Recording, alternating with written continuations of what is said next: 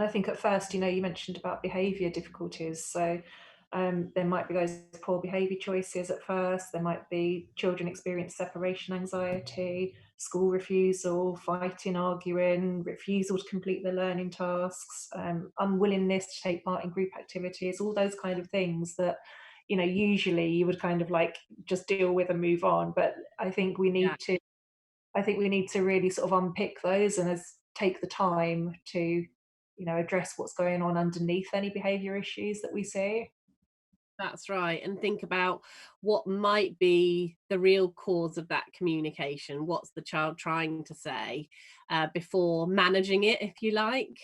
Um, and I think it will be sometimes quite difficult to unpick whether some of those difficulties are related to the pandemic, or whether they are difficulties that were there before, or whether they're due to something which is related to the pandemic but not necessarily directly experienced. So it could be that it's, well, that child seems to have coped fairly well with what's happened, but then there still could be a certain behavior that is showing something in particular that is an unmet need that they're almost asking for support with, and what that might be. So I think we need to use our observation skills, as well as other people who may know the child, to get a picture of the whole child, so that we're looking at what it looks like from various perspectives. And if other people are seeing similar or different responses, what those might indicate to them, and then piecing it together, as you say, not rushing into it. Um, I think from my perspective as an educational psychologist, sometimes individuals look to us to say, is this something diagnosable? And I think what we need to be doing is to take a step back and be looking at what might the causes be of this, and actually what might the support therefore be, rather than necessarily saying, oh, it's that. Mm. So I think we're going to need to build in time to look at things from a variety of perspectives.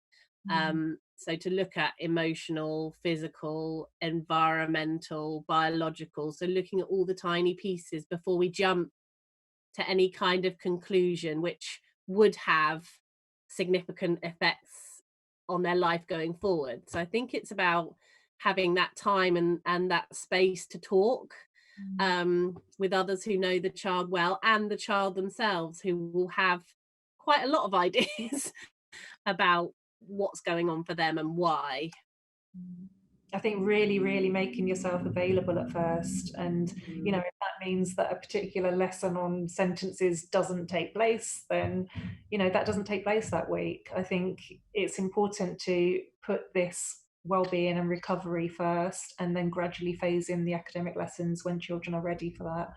I did a lot of work when I was a Senko in schools, working with a mental health specialist, and we were focusing on individual children, but we didn't actually do any particular work with the child. The mental health specialist didn't actually meet the child. We did it in a sort of a triangulation with me as the Senko, the family, and the mental health professional, and we would meet for an hour each week for a period of however many weeks, and then talk about the child and really hold them in our minds, and then have actions in place to move things forward with the child's behaviour. And I think maybe something like that, it might be necessary at first. I think so. I think that triangulation is the key, because otherwise we could jump to conclusions, or we could go off on we could see something in the behaviour that we go off down a certain road, when actually it's something quite different, and we need to allow time to have a sort of good think about whether there's history of that, and or whether that's something that may be linked to well-being and mental health and may need a different type of approach.